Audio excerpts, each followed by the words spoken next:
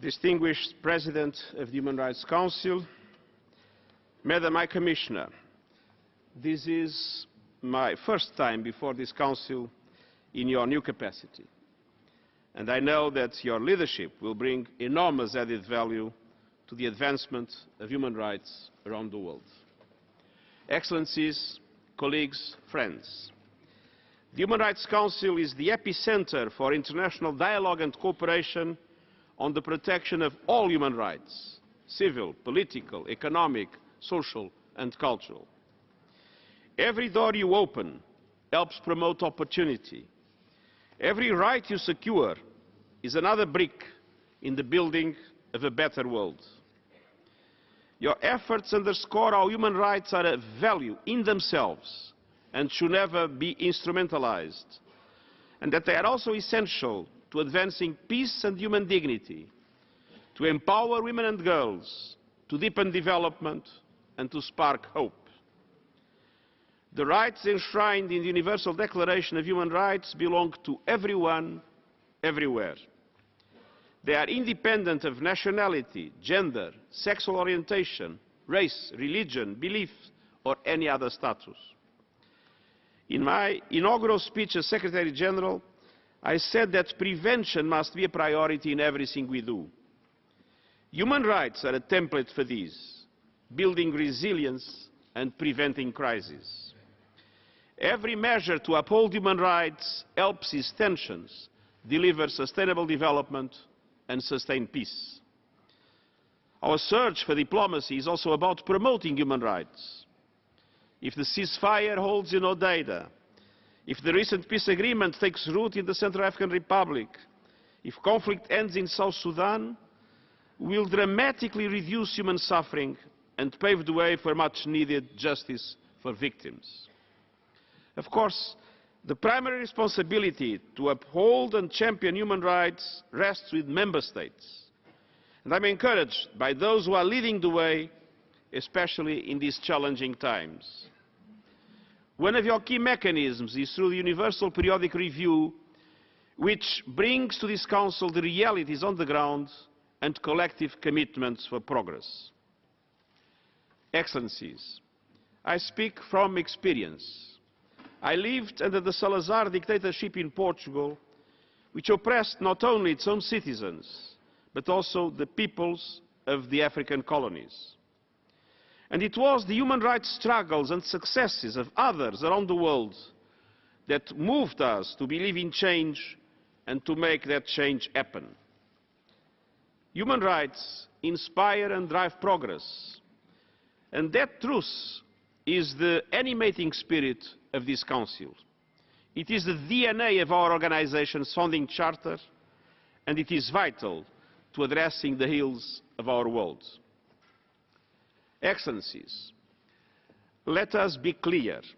The human rights agenda is losing ground in many parts of the globe, but I am not losing hope. Yes, we see troubling trends, but we also see powerful movements for human rights and social justice. Youth, indigenous people, migrants and refugees are demanding their rights and making their voices heard. Journalists are fearlessly getting their stories out. Women are bravely standing up and saying, "Me too." And the largest number of countries in history have now abolished the death penalty or no longer practice it. More people are speaking out about the indispensability of cultural rights for protecting the diversity of beliefs and practices on our planet, recognizing these rights as an essential tool for preserving diversity and our common heritage. And we are seeing greater recognition of the imperative to ensure rights for persons with disabilities. And we have proven the case that it is only possible to fight terrorism successfully when human rights are upheld. On our Human Rights Upfront initiative, it is becoming more systemic, the capacity to spot early signs of crisis and to improve how we respond to them. 1 billion people have been lifted out of extreme poverty in just a generation. More than 2 billion people have gained access to improved sanitation. and more than 2.5 billion people have gained access to improved drinking water resources. The mortality rate for children under 5 has declined by almost 60%. This year makes the 30th anniversary of the Convention on the Rights of the Child, the most widely ratified international human rights instrument, and it is a rallying point for intensifying efforts to ensure we leave no child behind.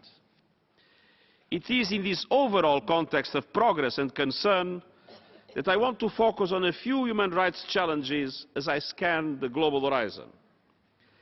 The understanding that underpins these efforts reflects the indivisible and interdependent nature of civil, political, economic, social and cultural rights.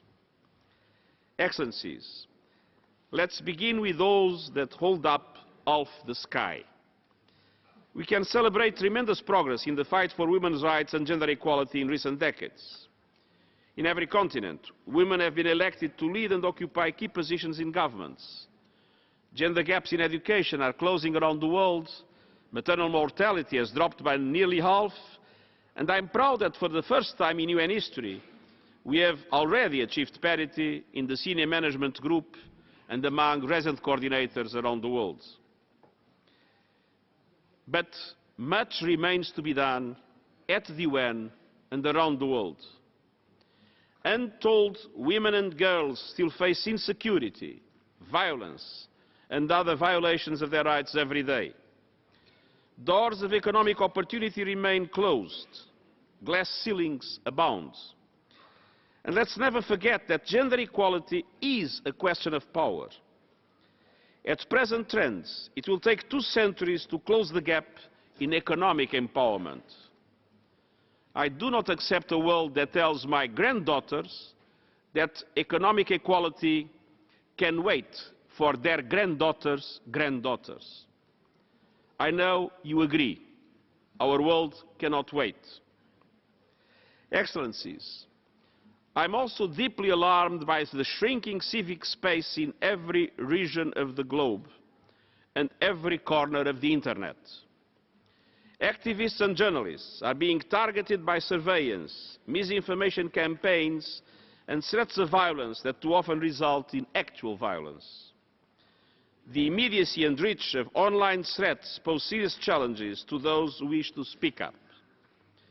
Big data and facial recognition technology are being misused for undue surveillance and interference with free speech, causing a chilling effect and a shrinking space for dialogue. And meanwhile, harassment and attacks are on the rise.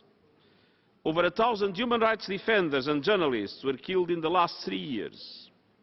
In 2018, 4 environmental activists, mostly indigenous people, were killed every week.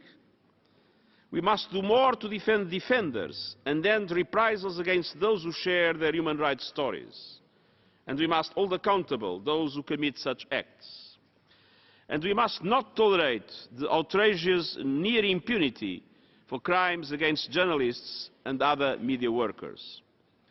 Respect for human rights is just a game of words if there is no respect for people.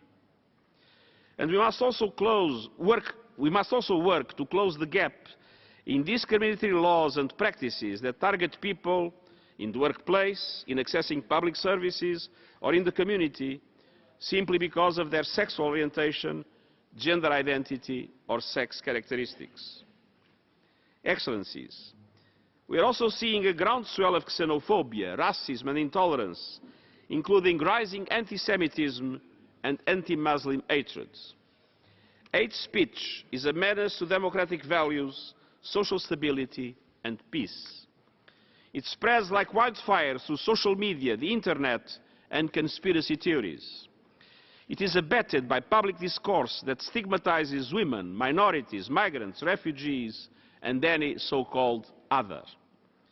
Indeed, hate is moving into the mainstream in liberal democracies and authoritarian states alike.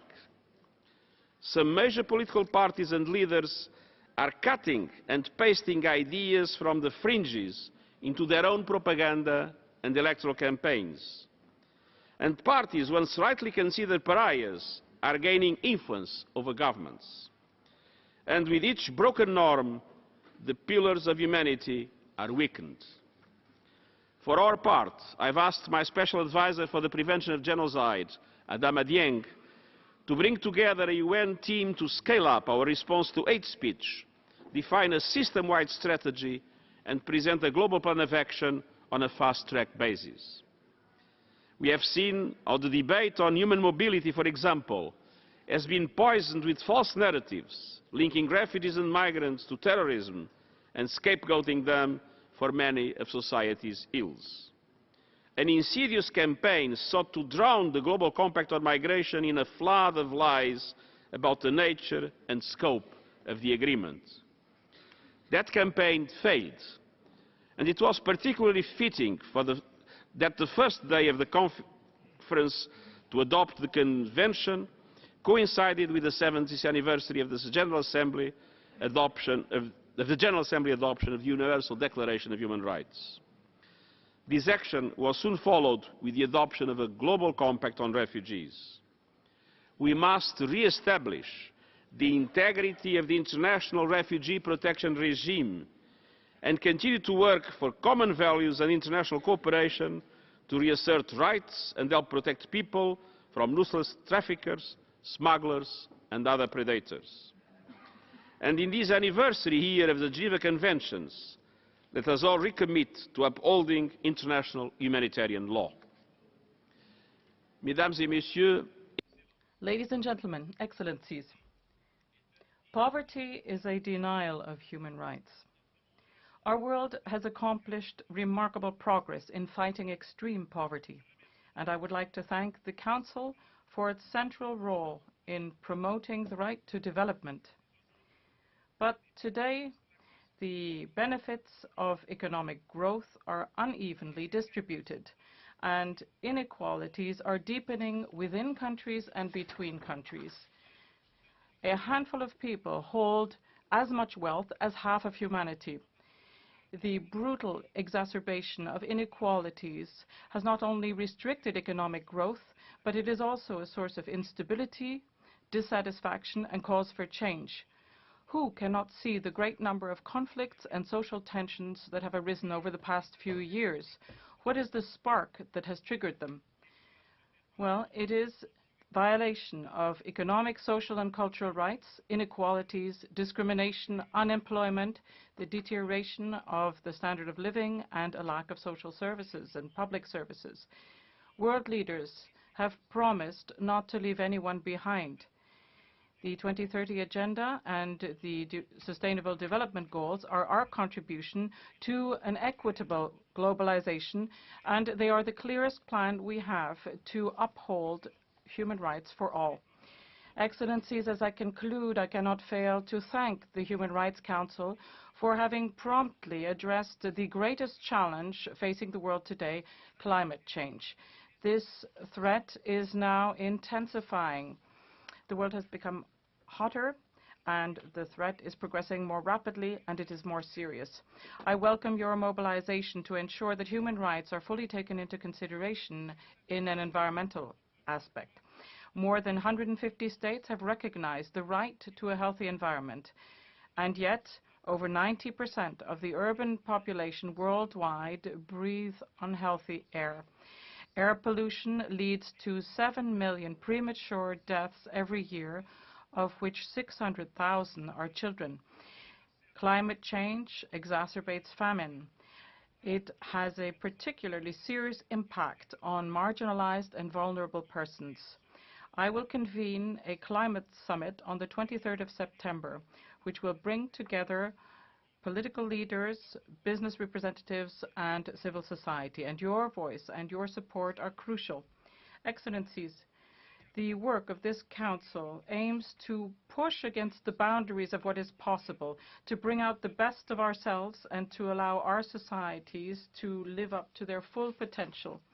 This is why, as Secretary General, I consider that human rights are at the core of our efforts towards peace and security, and aim to promote the right to development, in particular the Sustainable Development Goals.